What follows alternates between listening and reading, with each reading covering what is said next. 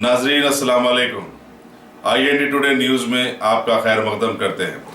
आइए देखते हैं ये तफसीलात। कुलीन मजलिस इत्तेहादुल मुस्लिमीन के हल्का कारवान के MLA कौसर मोहिउद्दीन ने आज आसिफ नगर मंडल में मुनक़िदा एक तकरीब में हिस्सा लेते हुए हुकूमत तेलंगाना की शादी मुबारक और कल्याण लक्ष्मी स्कीम के करीब 75 चेक्स गरीब आवाम में तकसीम किए, जिसके लिए जुमला 56,33,700 रुपये इस्तेमाल में लाए गए।